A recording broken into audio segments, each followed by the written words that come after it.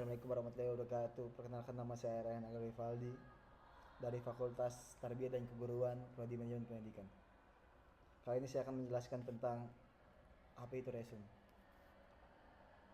Resume buku itu adalah ringkasan dari sebuah buku yang berisi informasi dasar, tema, ulang ini baca.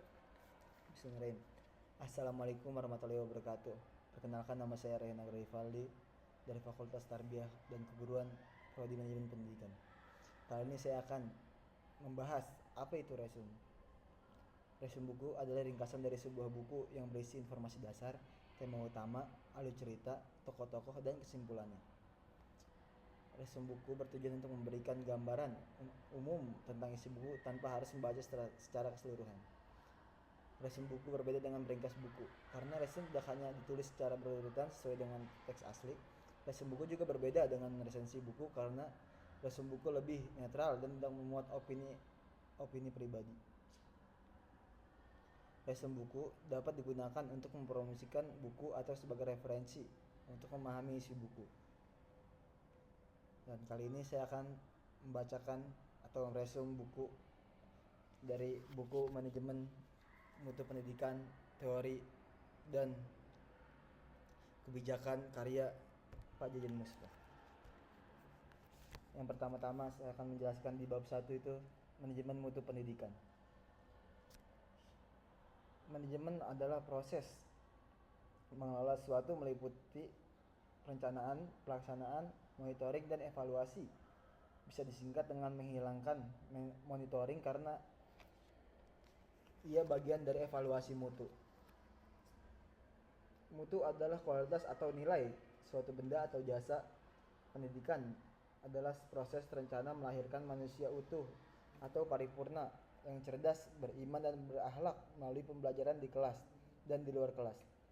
Dalam Kamus Besar Bahasa Indonesia atau KBBI, mutu adalah berkaitan dengan baik buruknya suatu benda, kadar atau derajat, misalnya kepandaian, kecerdasan, dan sebagainya. Contoh yang pertama adalah sebuah buku dinilai baik kualitasnya jika sampulnya tidak mudah dilepas atau isinya mencerahkan pembacanya. Adapun contoh kedua adalah nama-nama Quraisy Shihab, Ustadz Abdul Somad, Azumardi Azra, Komardin Hidayat, Emil Salim, Sri Mulyani, Mardikowic, Denny Indrayana, Coni Rahkunindini, Dina Wirjawan, dan Rocky Gerung, yang memukau kita dengan kapasitas keilmuan mereka masing-masing. Secara umum, kualitas atau mutu adalah gambaran dan karakteristik menyeluruh dari barang atau jasa yang menunjukkan kemampuannya dalam memuaskan kebutuhan yang diharapkan atau tersirat. Mutu mengandung makna derajat atau tingkat keunggulan suatu produk, hasil kerja atau upaya baik berupa barang maupun jasa, baik yang tangible maupun yang intangible. Berdasarkan terminologi tersebut menunjukkan bahwa mutu adalah panduan sifat-sifat dari barang atau jasa.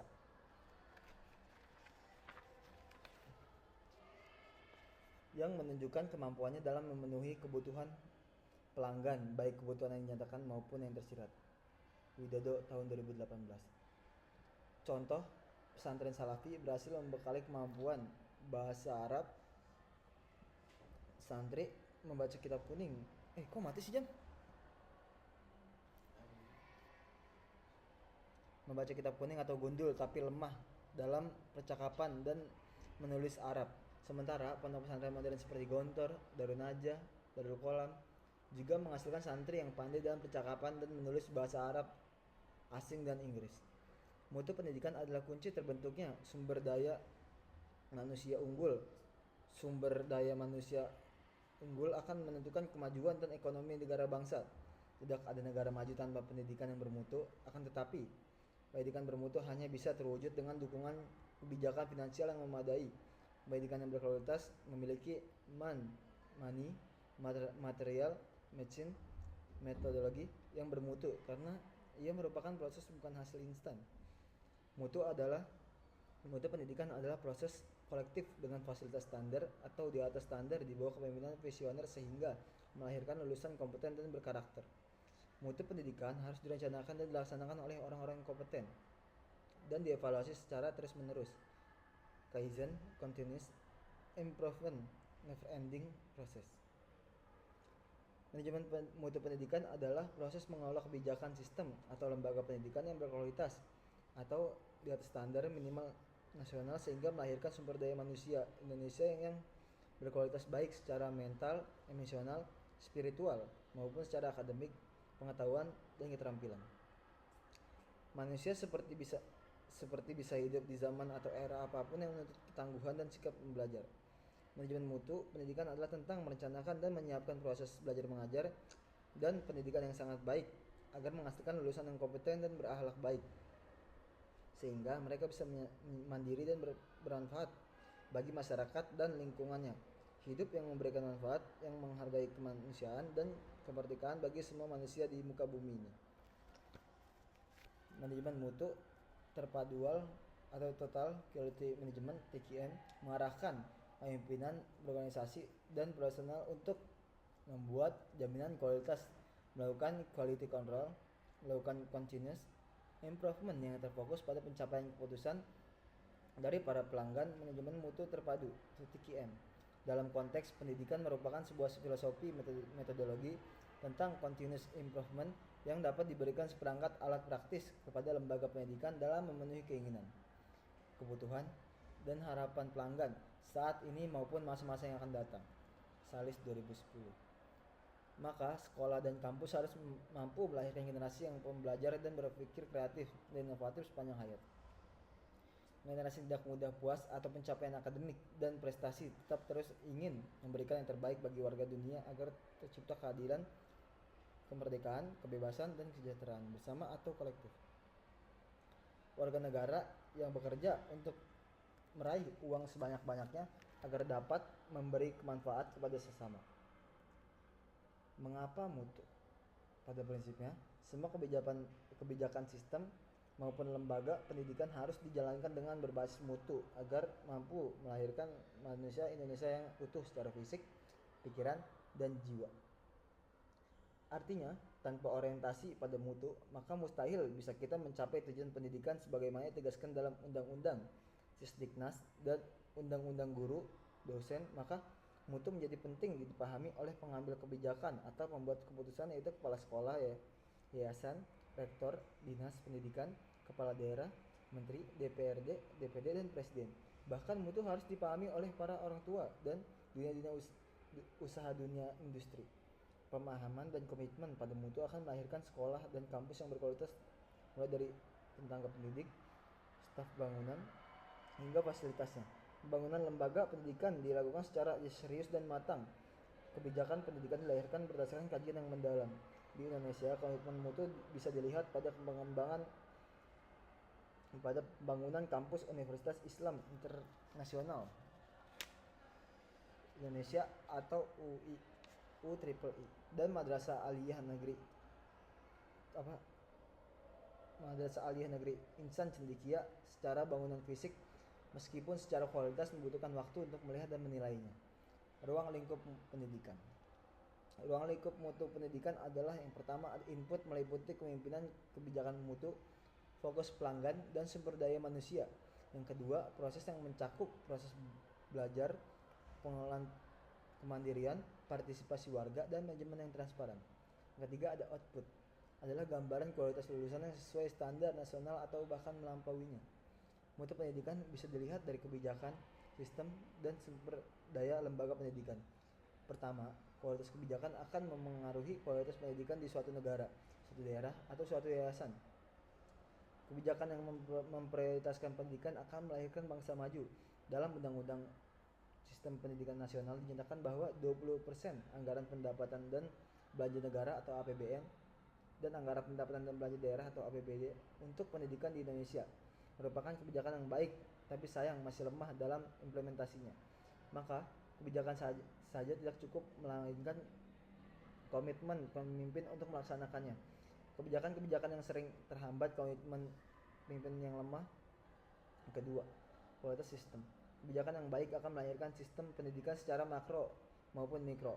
Sistem yang baik akan melahirkan pendidikan yang baik, misalnya dana bantuan operasional sekolah atau BOS yang ditransfer langsung ke rekening sekolah merupakan solusi atas keterlambatan saat ditransfer ke rekening daerah. Sistem yang baik bisa mencegah perilaku buruk seperti korupsi, kolusi, dan nepotisme di lembaga apapun termasuk pendidikan. Kualitas guru honorer yang rendah merupakan dampak dari sistem rekrutmen yang buruk atau tidak standar. Sistem zonasi merupakan sistem penerimaan siswa baru yang berorientasi pada pemerataan dan keadilan sehingga menghapus stigma sekolah favorit yang identik dengan anak-anak yang cerdas atau anak-anak dari kalangan mampu. Sekolah-sekolah negeri tertentu hanya berisi siswa dengan nilai akademik tinggi, bahkan siswa-siswa dari golongan mampu secara ekonomi, sementara siswa miskin dan rumahnya di sekitar sekolah tidak bisa masuk ke sekolah itu. Yang ketiga, kualitas sumber daya lembaga pendidikan. Baik manusia, dana, fasilitas maupun lingkungan. Guru, kepala sekolah, dan staf yang kompeten dan komitmen akan mampu menghasilkan siswa yang berkualitas. Sumber daya tersebut perlu juga didukung oleh dana, fasilitas, dan lingkungan yang berkualitas pula. Sumber daya ini tidak bisa dipisahkan satu sama lain. Mereka saling berperan dalam proses pembelajaran yang efektif dan pendidikan yang mencerahkan. Kualitas barang atau jasa mempengaruhi harga. Demikian juga kualitas lingkungan mempengaruhi harga suatu barang atau jasa. Pendidikan yang bagus biasanya mahal atau di atas rata-rata. Maka sekolah gratis bisa jadi mengalami kesulitan dalam menyajikan pendidikan yang berkualitas sebab tidak ada proses yang tidak bisa membutuhkan biaya. Ruang lingkup mutu pendidikan menurut Hanum Asroha tahun 2015 adalah sebagai berikut. Yang pertama, ada konsep mutu dalam pendidikan.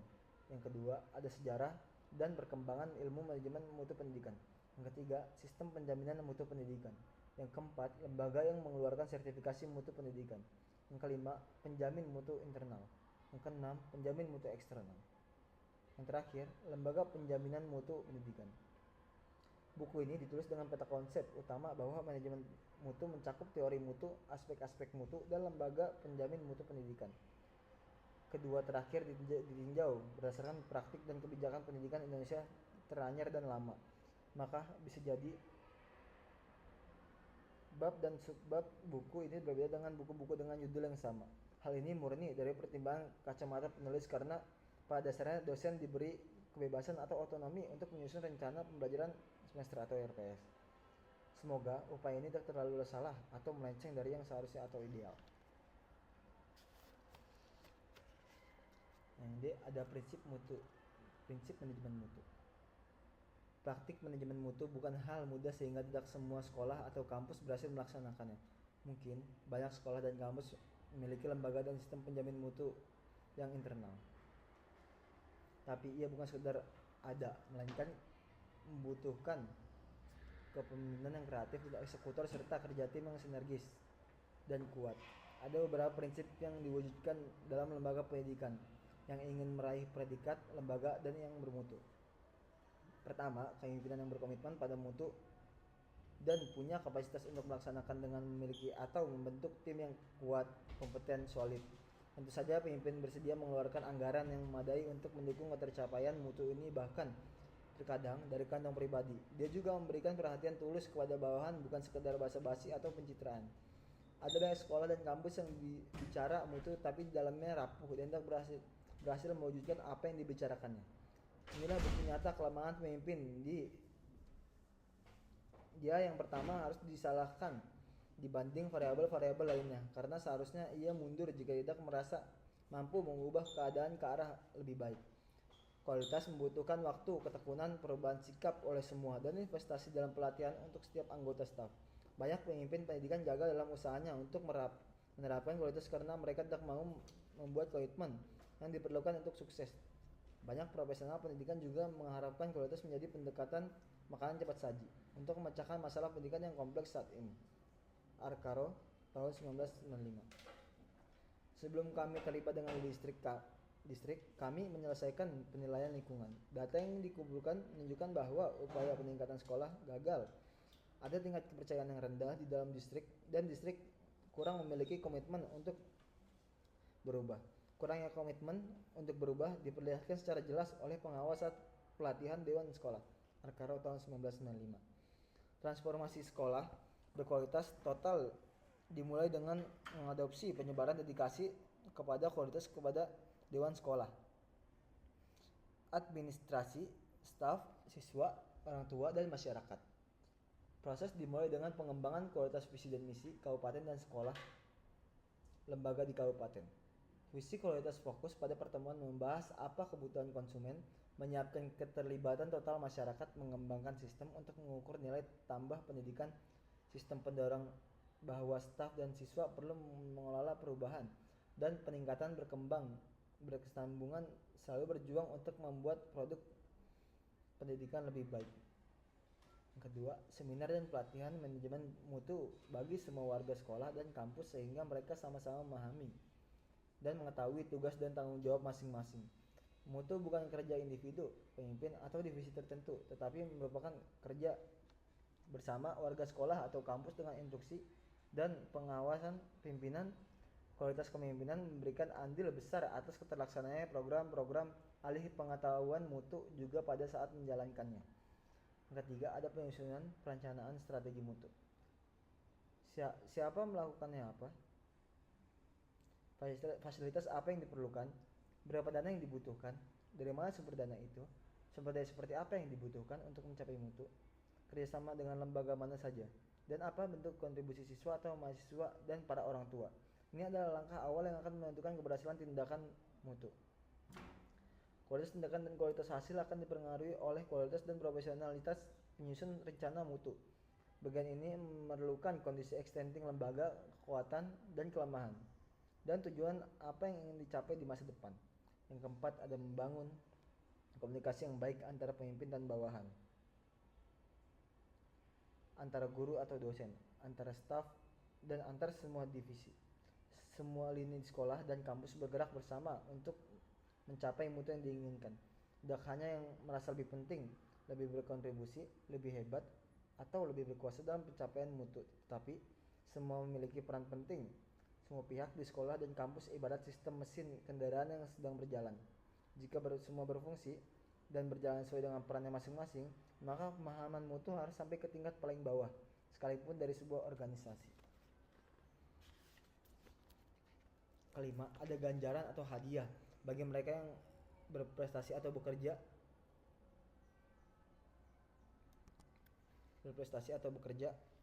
lebih dibanding lainnya. Sekolah dan kampus memiliki sistem yang membuat orang atau divisi yang bekerja di atas rata-rata mendapatkan apresiasi yang wajar, apakah dalam bentuk bonus, materi, kenaikan jabatan, atau sekedar ucapan terima kasih dan pemberian hak-hak pekerja seperti cuti dan upah yang layak. Keenam, pemimpin melakukan monitoring dan evaluasi secara rutin untuk melihat perkembangan dan kendala pencapaian mutu. Tanpa perhatian dan tindakan pengawasan mutu hanya akan menjadi slogan dan tidak akan tercapai. Kegagalan pencapaian diakibatkan tidak adanya pengawasan dari pemimpin, sehingga ditemukan kendala dan dicarikan solusinya secara bersama-sama. Ketidakadaan menunjukkan rendahnya pemahaman dan komitmen seorang pemimpin. Selanjutnya ada kebijakan mutu pendidikan. Jam ini PW-nya apa jam? Apa?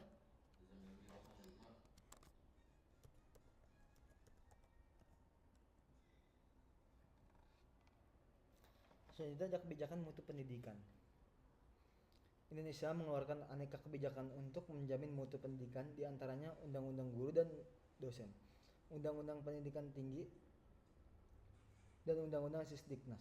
Terdapat pula regulasi turunan dari undang-undang ini, baik berupa peraturan pemerintah, peraturan presiden, maupun peraturan menteri yang mengatur lebih rinci tentang standar nasional pendidikan, akreditasi pendidikan profesi guru, Badan Akreditasi Nasional, Lembaga Akreditasi Mandiri, Balai Besar Guru Penggerak, Balai Guru Penggerak, Sekolah Penggerak, Organisasi Penggerak, Zonasi, Penerimaan peserta didik baru, penerimaan mahasiswa baru, BOS, dan KIP.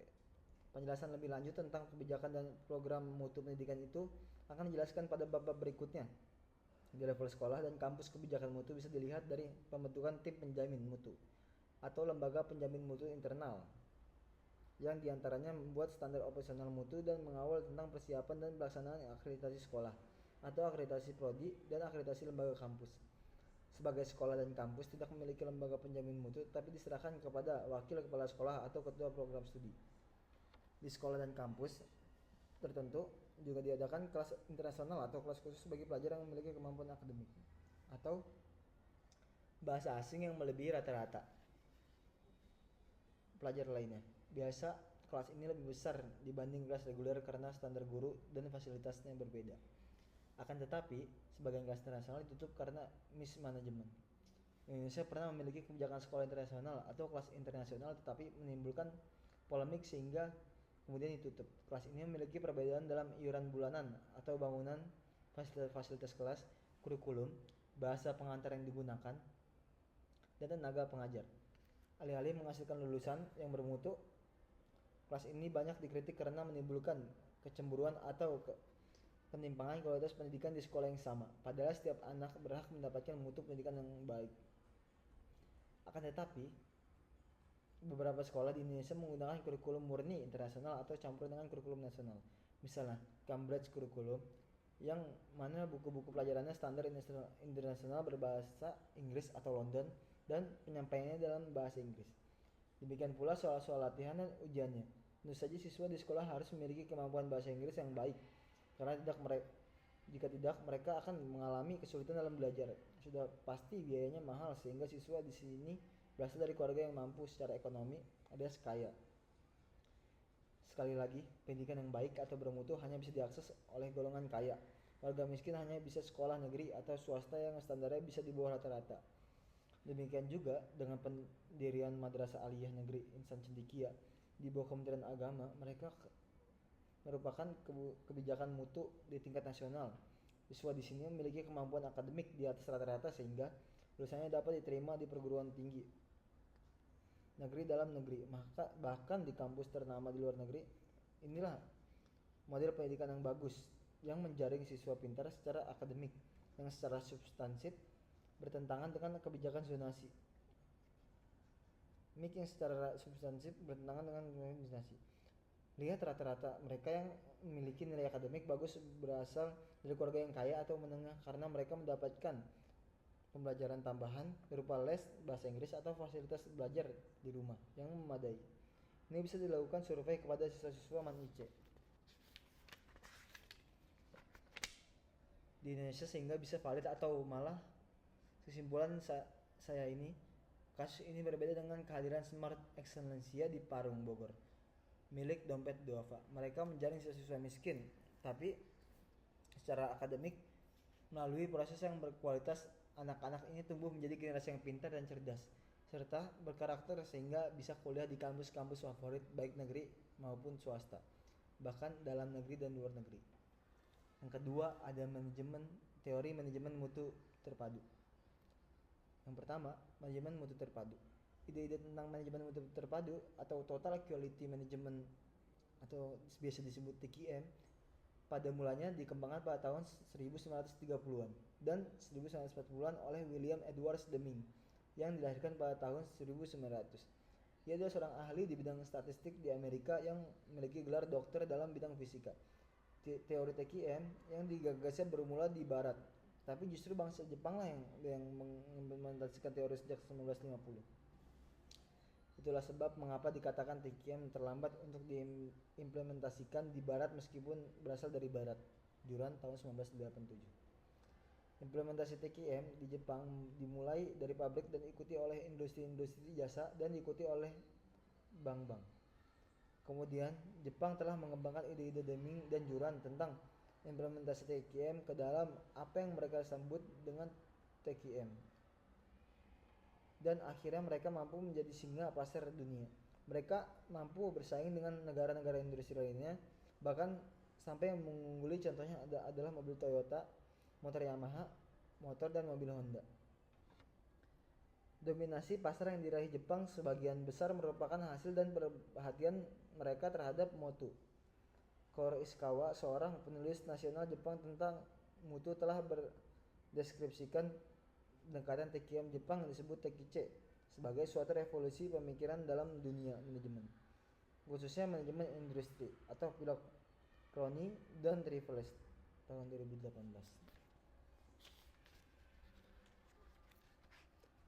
MMT atau TQM konsep atau teori bisnis, tetapi bisa atau banyak mulai dipakai dalam dunia pendidikan. Edward Sellis misalnya menulis buku TQM Education tahun 1992. Buku ini menjadi rujukan untuk manajemen mutu dalam pendidikan di Indonesia. TQM atau Total Quality Management adalah suatu makna dan standar mutu dalam pendidikan. Ia memberikan suatu filosofi perangkat alat untuk memperbaiki mutu. Ia memberikan suatu filosofi perangkat untuk memperbaiki mutu. Ia dicapai dengan ide sentral yang diwujudkan dalam bentuk pelaksanaan. Komar tahun 2012. Sebenarnya, instrumen akreditasi sekolah, prodi dan institusi berangkat dari ide dasar tujuan aspek menyeluruh. Total dari proses pendidikan yang basisnya adalah 8 standar nasional pendidikan dan pendidikan tinggi. Singkatnya, untuk menghasilkan mutu yang baik, semua komponen harus bermutu. Mutu Manajemen mutu terpadu atau MMT dalam pendidikan adalah sistem tata kelola dan tata kerja sumber daya lembaga pendidikan untuk memberikan pelayanan yang bermutu, menciptakan lingkungan yang belajar yang nyaman, dan mewujudkan capaian belajar dan lulusan yang bermutu. TQM adalah sebuah filosofi tentang perbaikan secara terus-menerus yang dapat memberikan seperangkat alat praktis kepada institusi pendidikan dalam memenuhi kebutuhan, keinginan, dan harapan para pelanggannya. Saat ini dan untuk masa yang akan datang, Salis tahun 2006. Salis mengingatkan kita tentang inti dari TQM adalah fokus pada pelanggan di sekolah, adalah siswa di kampus adalah mahasiswa. Maksudnya, pelayanan kepada siswa dan mahasiswa harus menjadi utama atau prioritas.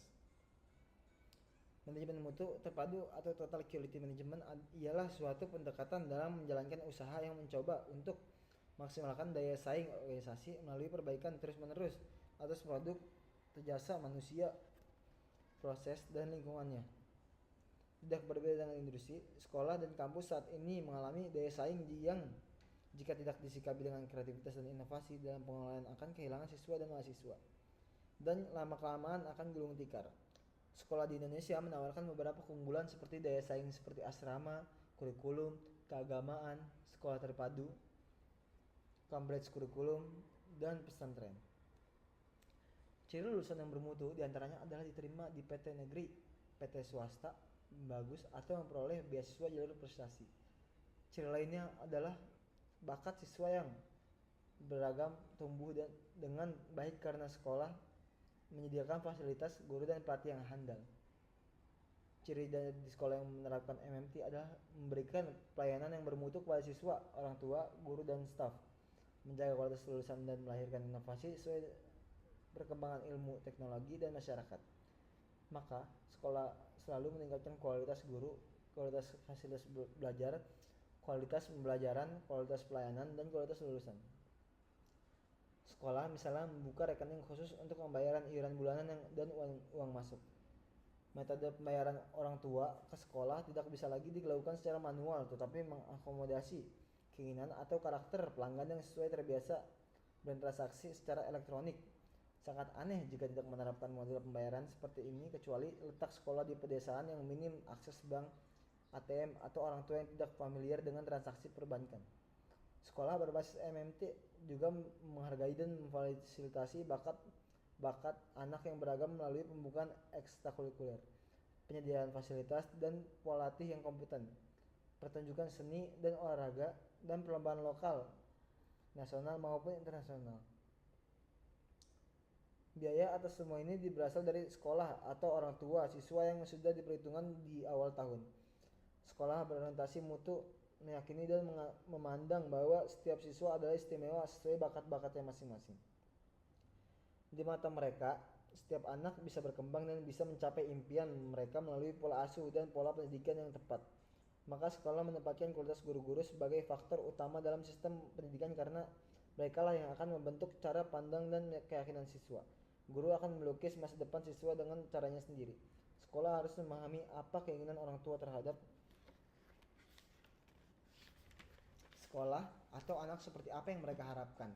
Orang tua tidak hanya menginginkan anak yang cerdas dan terampil, tapi anak yang berakhlak mulia, anak yang patuh kepada orang tua dan Tuhannya. anak-anak yang kelak mendoakan orang tuanya ketika mereka sudah meninggal dunia. Anak-anak yang berguna bagi masyarakat, bangsa dan negaranya. Maka, sekolah harus utamakan pengembangan karakter anak di samping kecerdasan mereka. Sekolah memfasilitasi pengembangan karakter melalui sholat jamaah, membaca Quran, habituasi, dan lain sebagainya. Karakter dikembangkan melalui pembelajaran kokurikuler, ekstrakurikuler, pembiasaan, dan teladan guru dan warga sekolah.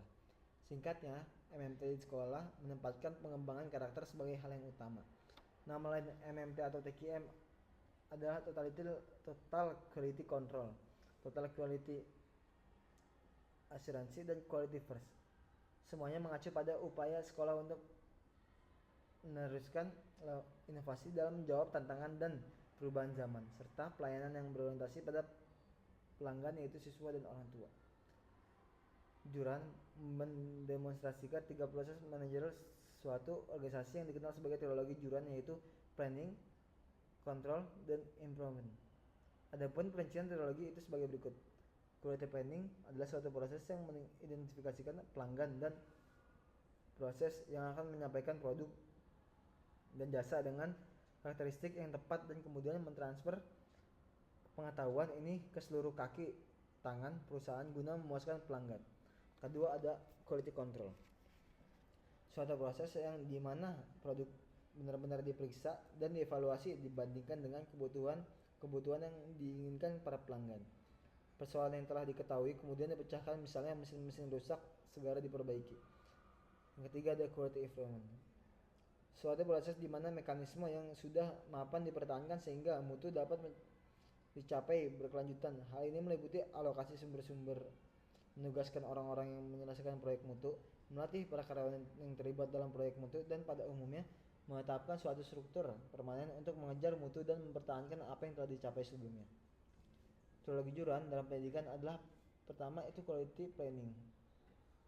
Sekolah, madrasah atau pesantren menetapkan standar biaya, standar fasilitas, standar pendidik karena sadar akan pilihan masyarakat level ekonomi mana yang akan menjadi sasarannya.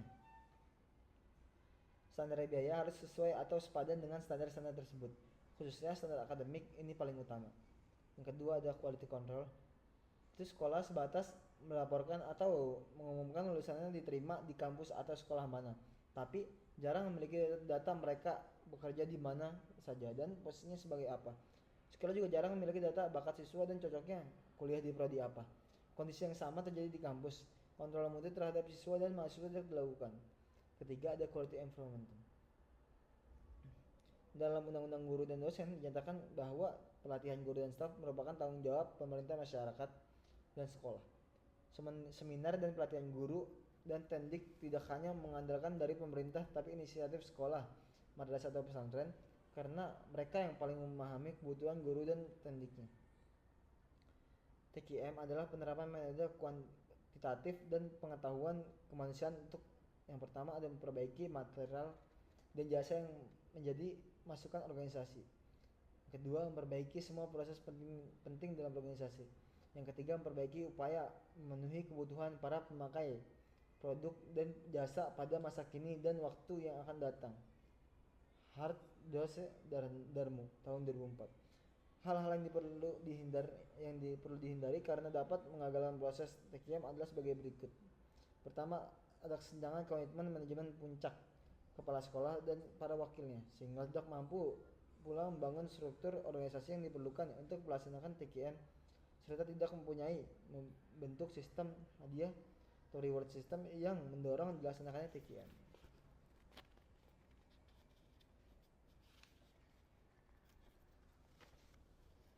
Kedua, salah memfokuskan perhatian. Yang ketiga, tidak tersedianya karyawan yang memadai dan mendukung. Keempat, hanya mengandalkan pelatihan semata-mata tanpa mementingkan bagaimana hasil pelatihan itu dilaksanakan seperti perbaikan mutu, menciptakan operasi yang lebih baik, jelas dan mengerti. Yang kelima, harapan memperoleh saat bukan hasil jangka pendek. Pelaksanaan TQM memerlukan perubahan organisasi secara menyeluruh dan budaya kerja. Yang terakhir, memaksa mengadopsi suatu metode padahal tidak cocok. Tidak semua teknik dalam TQM cocok di berbagai lembaga. Adapun 4 level TQM. Yang pertama, inspeksi. Ini adalah level pertama dan dasar dari evaluasi TQM. Ini termasuk mengukur karakteristik produk dan spesifikasinya. Inspeksi berfokus pada pemeriksaan, pengukuran, pengujian, dan penilaian kerja, layanan atau aktivitas dalam membandingkannya dengan standar yang sesuai untuk menilai kesesuaiannya. Kedua, ada kontrol kualitas berfokus pada kualitas produk. Yang ketiga, jaminan kualitas juga dikenal sebagai quality assurance atau QA. Berfokus terutama pada produk dan proses. Kegiatan QA berisi pembuatan dan pemeliharaan prosedur untuk memastikan bahwa produk diproduksi seperti yang dijelaskan dalam prosedur. Yang terakhir, ATQM berfokus pada seluruh organisasi sebagai suatu kesatuan dan mempromosikan organisasi untuk menggunakan 4 tahap utama dalam evaluasi TQM. Tidak mudah untuk membedakan keempat tahapan ini karena pemahaman akan kualitas lulusan atau produk diperoleh dari pemahaman atau kajian akan proses. Singkatnya, kontrol atau kualitas lulusan memerlukan kontrol atas semua aspek proses dan aspek perencanaan, sebagaimana manajemen kualitas total ajarkan kepada kita. Kedua, prinsip TQM. Terdapat 8 prinsip TQM. Fokus pelanggan, keterlibatan penuh karyawan, berpusat pada proses sistem terintegrasi, pendekatan sistemik, dan strategis. Peningkatan terpadu, pembuatan keputusan berbasis fakta, dan komunikasi. Terlepas dari produk pelanggan, pada akhirnya menentukan tingkat kualitas produk. Oleh karena itu, sekolah harus mendengarkan dan menentukan kebutuhan pelanggan saat ini dan masa depan dan berusaha untuk melampaui harapan tersebut. Jika pelanggan puas, apa yang sekolah lakukan untuk meningkatkan kualitasnya, lulusan sangat berharga.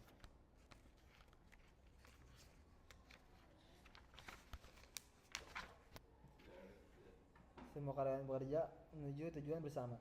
Karyawan di semua tingkatan adalah inti dari organisasi, dan keterlibatan penuh mereka dapat memperbesar kemampuan mereka demi keuntungan organisasi untuk meningkatkan proses, produk, layanan, dan budaya perusahaan. Visi dan misi sekolah harus dipahami oleh semua warga sekolah. Semua pegawai dilibatkan dalam pengambilan keputusan sesuai dengan bidang masing-masing. Mereka juga terlibat penuh dalam kerja tim. Suatu proses terdiri dari serangkaian kegiatan yang mengambil masukan dan mengubahnya menjadi keluaran. Biasanya TQM berfokus pada proses untuk memperbaikinya.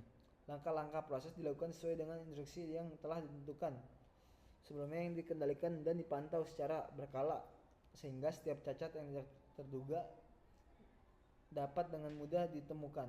Dengan pendekatan TQM yang berpusat pada proses, hasil yang diharapkan dicapai oleh lebih efisien. Begini sesuai dengan adigium populer bahwa proses tidak akan mengkhianati hasil. Lulusan yang hebat adalah hasil dari proses yang baik. Proses yang baik itu disiapkan dengan baik, mulai dari sumber daya manusia, fasilitas, keuangan, sampai kebijakan.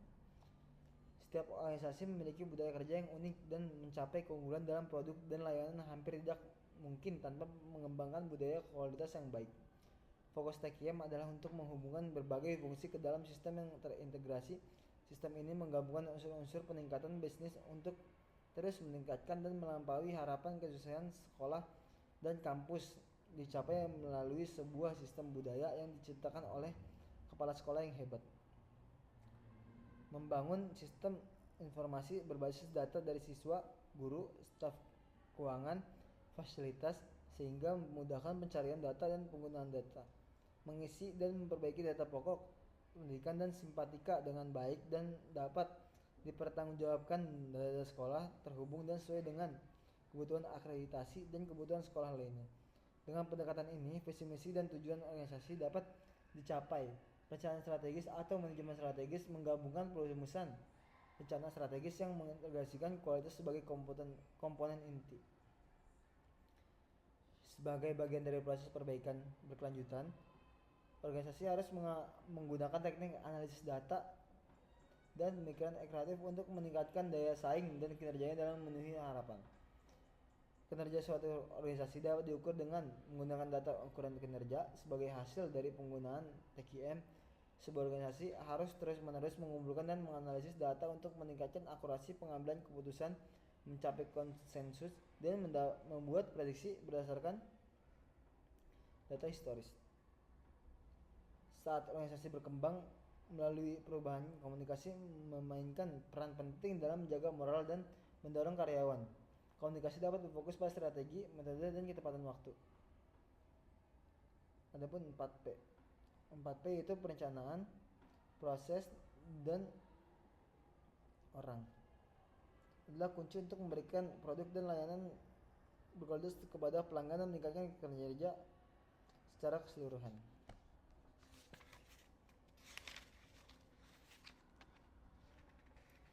Perencanaan mencakup pengembangan dan menerapan kebijakan dan strategi, menyiapkan kemitraan dan sumber daya yang sesuai, dan merancang dengan mempertimbangkan kualitas.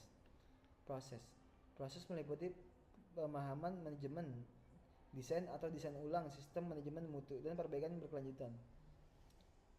Orang merupakan termasuk sumber daya manusia, perubahan budaya, kerja tim, komunikasi, inovasi, dan pembelajaran.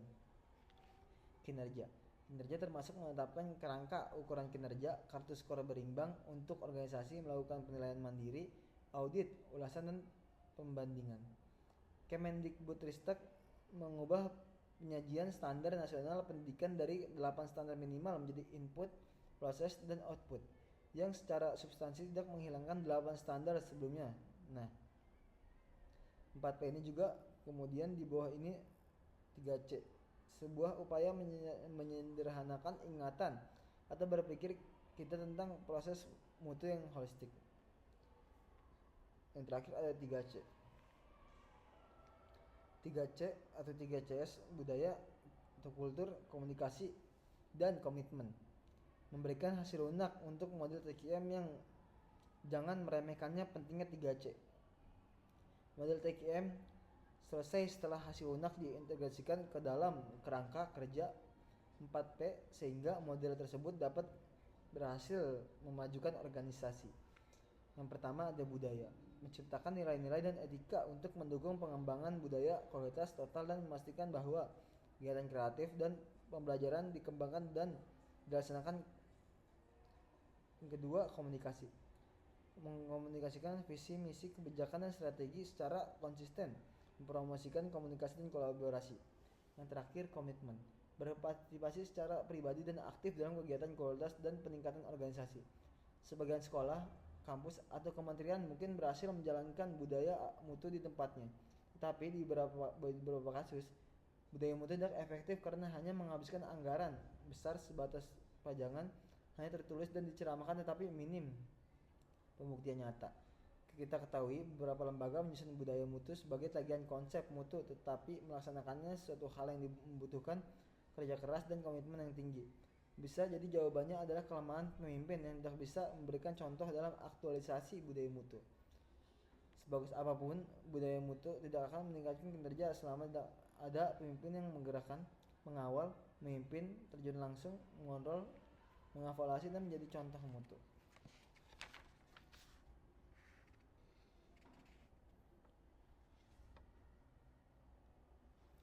Konsep mutu Edward Salis adalah bertumpu pada kepuasan pelanggan internal dan eksternal sehingga sekolah atau kampus harus memahami kebutuhan lulusan setelah lulus. Juga kebutuhan pegawai agar mereka bisa bekerja dengan aman, nyaman, dan puas. Mutu dapat didefinisikan sebagai penentu yang memuaskan dan melampaui keinginan dan kebutuhan pelanggan. Salis tahun 2010. Ada ilustrasi mutu sebagai berikut. Untuk meningkatkan kemampuan bahasa Inggris, berapa anak kursus di English First biayanya lumayan besar, tetapi sepadan dengan kualitas guru-gurunya. Sebagai native speakers, nah ternyata anak-anak tidak perlu kursus bahasa asing lagi jika sekolah menerapkan Cambridge Curriculum, karena bahasa asing itu langsung dipraktikkan di sekolah. Buku-buku penyampaiannya, pelajaran ujian, percakapan dengan guru dan sesama siswa semuanya menggunakan bahasa asing. Singkatnya, biaya yang dikeluarkan oleh orang tua untuk menyekolahkan anak-anaknya di sekolah Cambridge ini bisa jadi lebih murah atau sama dengan belajar di sekolah biasa plus kursus di EF tadi. Hal ini tidak bisa digeneralisasi, keduanya pasti memiliki kelebihan dan kekurangan. Semua tergantung kepada pilihan para orang tua. Mutu pendidikan bersifat relatif karena tidak semua orang memiliki ukuran yang sama persis. Namun, demikian apabila mengacu pada pengertian mutu secara umum dan dinyatakan bahwa pendidikannya yang bermutu adalah pendidikan secara komponen, memiliki persyaratan dan ketentuan yang diinginkan pelanggan dan menimbulkan kepuasan. Mutu pendidikan adalah baik jika pendidikannya tersebut dapat dijadikan jasa yang sesuai dengan kebutuhan para pelanggan. Kuncinya adalah kebutuhan pelanggan yang beragam. Ada kebutuhan yang sama, tapi ada juga kebutuhan yang beragam yang lebih spesifik, misalnya kebutuhan akan asrama, nyantri, ilmu agama, ilmu sains, bahasa asing, karakter, dan sains. Ilmu agama sering dikaitkan dengan karakter sehingga masyarakat sering mencari sekolah yang mampu memberikan ilmu agama di samping ilmu umum. Keunggulan sekolah atau madrasah harus bisa ditampilkan dan disosialisasi kepada masyarakat agar dipilih sebagai tempat mendidik anak-anak mereka. Sedikitnya melalui media sosial dari informasi awal ini kemudian masyarakat akan melakukan kunjungan ke sekolah secara langsung. Menurut Edward Salis tahun 2012 bahwa membuat institusi akan mencapai kesuburan atau keunggulan manakala telah berhasil menjalankan mutu terpadu baik secara internal maupun eksternal berdasarkan standar mutu pendidikan nasional. Keunggulan sekolah didasarkan pada 8 standar nasional pendidikan atau standar nasional pendidikan tinggi. Jika semua disiapkan dan dipelihara secara baik, maka otomatis sekolah dan kampus akan baik pula. Jadi mendirikan sekolah atau kampus bukan main-main atau dicoba, melainkan harus disiapkan sebagai komponennya secara baik sesuai standar, bahkan melampaui standar tersebut. Dengan demikian, sekolah dan kampus akan menarik minat masyarakat seberapapun biayanya. Jika biaya sebanding dengan fasilitas dan layanan yang diberikan, masyarakat tidak akan sungkan membayarnya. Menurut Edward Salis tahun 1993, dalam institusi pendidikan, pelanggan utama adalah pelajar yang secara langsung menerima jasa. Pelanggan kedua yaitu orang tua atau sponsor pelajar yang mampu mempunyai kepentingan langsung secara individu maupun institusi. Dan pelanggan ketiga itu pihak yang mempunyai peran penting meskipun tidak tak langsung seperti pemerintah dan masyarakat secara keseluruhan, yang memutuskan apakah kualitas produk atau jasa yang Anda berikan itu memuaskan, dan Anda akan menyadari hal ini apakah melalui umpan balik langsung atau melalui kehilangan penjualan, pengurangan pasar saham, dan akhirnya kehilangan bisnis. Selain pelanggan utama atau pelanggan eksternal, di atas ada lagi pelanggan internal di sekolah, yaitu guru dan tenaga pendidikan. Pelanggan ini juga memerlukan perhatian serius karena kualitas mereka lah yang akan menentukan kualitas pelanggan eksternal tersebut. Dibanding dunia usaha seperti bank, hotel, dan restoran, pelayanan sekolah dan kampus kepada pelanggan ini masih sangat jauh mutunya. Sekolah dan kampus cenderung mengabaikan kualitas layanan kepada pelanggan sehingga citranya biasa saja, bahkan dalam beberapa hal cenderung buruk, misalnya bagaimana kualitas toilet, kualitas ruang kelas, kualitas lapangan terbuka untuk olahraga, termasuk kualitas musola atau tempat ibadah. Belum lagi jika dilihat mutu pelayanan saat menerima keluhan, penerimaan tamu, dan pemberian informasi kepada orang tua yang bersifat human to human oleh person to person. Sekolah dan kampus sekolah seolah merupakan persiapan prinsip pemasaran bahwa sosialisasi yang paling efektif adalah dari mulut ke mulut pelanggan. Siswa, mahasiswa, dan orang tua bisa menjadi marketing sekolah atau kampus. Jika mereka puas dengan pelayanan lembaga pendidikan, maka mereka akan merekomendasikannya ke orang lain. Artinya, semakin puas pelanggan semakin berkembang atau sekolah atau kampus. Demikian juga sebaliknya, sekolah dan kampus yang tidak bermutu akan ditinggalkan masyarakat dan mati perlahan. Menurut Edward Salis tahun 2012, manajemen peningkatan mutu pendidikan adalah pertama, perbaikan terus-menerus.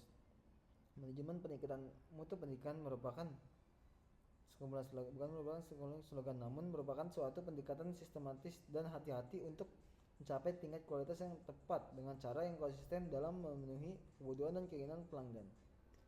Sebagai sebuah pendekatan, manajemen pendidikan mutu pendidikan mencari sebuah perubahan permanen dan tujuan sebuah organisasi dan tujuan kelayakan jangka pendek menuju tujuan perbaikan mutu jangka panjang. Institusi yang melakukan inovasi secara konstan, melakukan perbaikan dan perubahan secara terarah, dan memperhatikan manajemen pendidikan mutu untuk pendidikan akan mengalami siklus perbaikan secara terus-menerus. Perubahan kultur. Bagaimanapun juga, perubahan kultur bukan hanya berbicara tentang mengubah perilaku staf, tapi juga memerlukan perubahan dalam metode mengarahkan sebuah institusi. Perubahan metode tersebut ditandai dengan sebuah pemahaman bahwa orang menghasilkan mutu. Ada dua hal penting yang diperlukan staf untuk menghasilkan mutu. Pertama, staf membutuhkan sebuah lingkungan yang cocok untuk bekerja. Mereka membutuhkan alat-alat keterampilan dan mereka harus bekerja dengan sistem dan prosedur yang sederhana dan membantu pekerjaan mereka. Kedua, untuk melakukan pekerjaan yang baik, staf memerlukan lingkungan yang mendukung dan menghargai kesesuaian dan prestasi yang mereka raih. Mereka memerlukan pemimpin yang dapat menghargai prestasi mereka dan membimbing mereka untuk meraih kesuksesan yang lebih besar. Tiga, organisasi terbalik. Kunci sukses manajemen mutu pendidikan adalah mata rantai internal maupun eksternal yang efektif secara pelanggan dan produsen.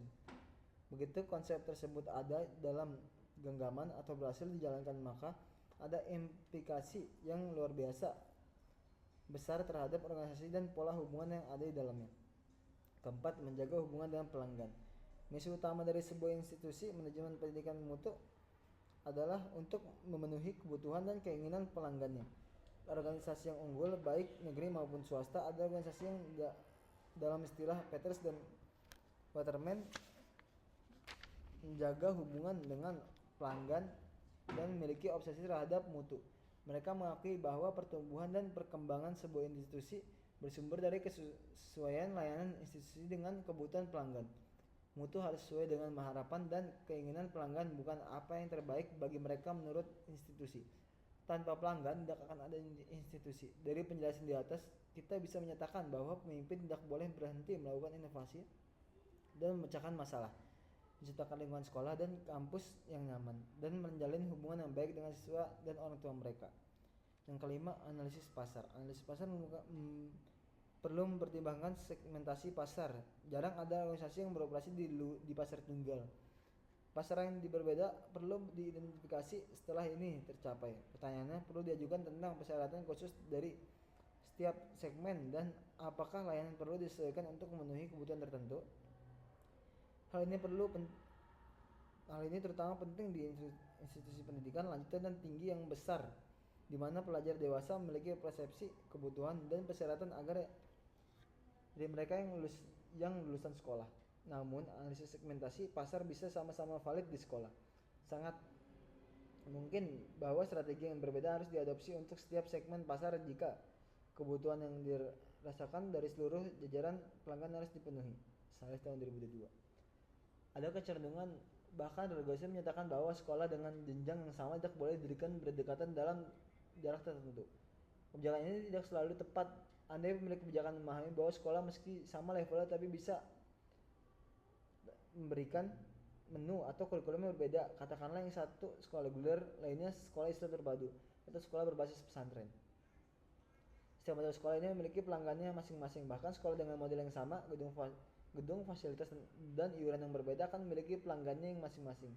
Persis seperti pedagang atau ruko Indomart dan Alfamart, pelanggan yang memutuskan ke sekolah mana mereka yang akan menyerahkan anak-anak mereka. Analisis SWOT. Analisis SWOT bertujuan untuk menghasilkan sejumlah kecil bidang utama di bawah judul kekuatan, kelemahan, peluang, dan ancaman. Tujuan dari latihan ini adalah memaksimalkan kekuatan, meminimalkan kelemahan, dan mengurangi ancaman dan membangun peluang. Aktivitas SWOT dapat diperkuat dengan memastikan bahwa analisis berfokus pada persyaratan pelanggan dan konteks kompetitif di mana institusi beroperasi. Ini adalah dua variabel kunci dalam mengembangkan strategi perusahaan jangka panjang. Strategi lembaga perlu dikembangkan sedemikian rupa sehingga lembaga dapat mempertahankan diri terhadap persaingan dan dapat memaksimalkan daya tariknya bagi pelanggannya.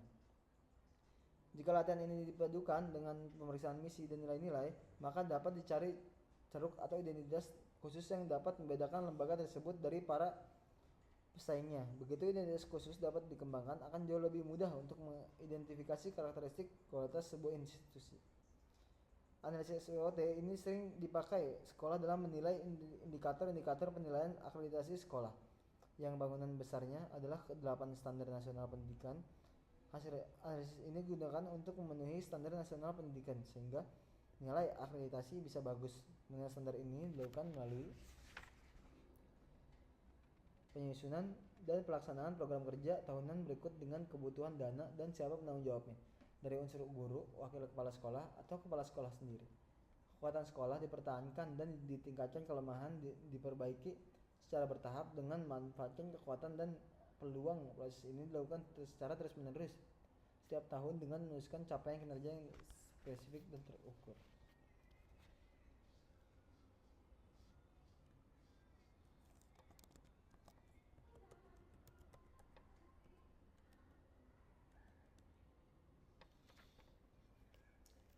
Pertama, plan.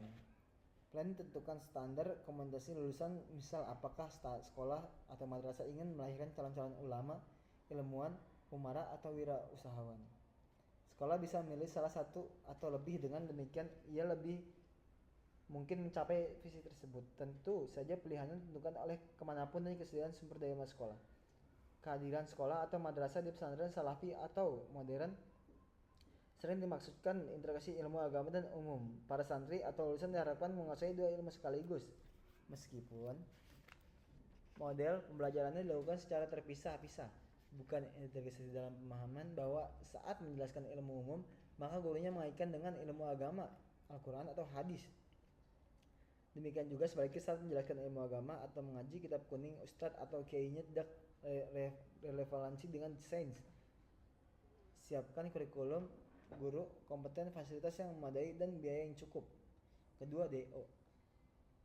Kemudian laksanakan proses belajar mengajar yang menyenangkan dan siswa aktif. Pembelajaran yang bermutu dihasilkan dari guru yang bermutu, punya komitmen dan fasilitas yang memadai. Artinya, kualitas proses membutuhkan biaya tak sedikit atau sangat bergantung kepada biaya yang dimiliki sekolah. Laksanakan pembelajaran dan pendidikan sesuai rencana. Pastikan guru dan tenaga pendidikan tidak hanya kompeten, tetapi komitmen dalam menjalankan tugas dan fungsi masing-masing. Sebarkan prestasi dan kinerja siswa kepada guru dan kepala sekolah melalui media lokal dan nasional, media sosial, dan laman sekolah. Keterampilan dan prestasi siswa bisa ditampilkan dalam kegiatan budaya atau open house sekolah setahun sekali. Upaya ini dilakukan untuk mengenalkan kualitas prestasi dan kinerja sekolah ke publik sehingga masyarakat tertarik untuk menyekolahkan anak-anak mereka ke sekolah ini. Banyak sekolah bagus tetapi tidak diketahui oleh masyarakat karena lemahnya promosi. Padahal dalam era digital dan media sosial saat ini biaya promosi sangatlah murah, bahkan dikatakan gratis. Sekolah yang meninggalkan media sosial atau menolak digitalisasi data organisasi mereka, maka akan terhindar atau kalah dari sekolah lainnya. Juga ada cek. Lakukan monitoring dan evaluasi terhadap pembelajaran melalui supervisi oleh kepala sekolah atau melihat dokumen nilai-nilai siswa dan laporan sikap siswa melalui guru pembimbing dan konseling. Siswa dilibatkan dalam evaluasi mengajar guru pada setiap akhir semester. Guru menilai sesama guru tentang sikap mereka selama interaksi di lingkungan sekolah. Periksa kesiapan dan dokumen RPP para guru sebelum pembelajaran dimulai.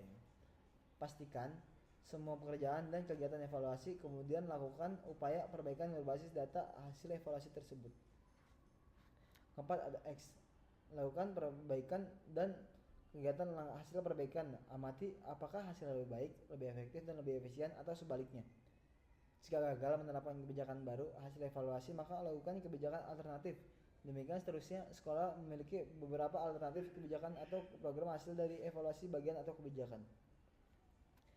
Menurut Edward Deming, the basic of cause of sex in American in industry and resulting unemployment is failure of top of management to manage. But that's well not can buy not.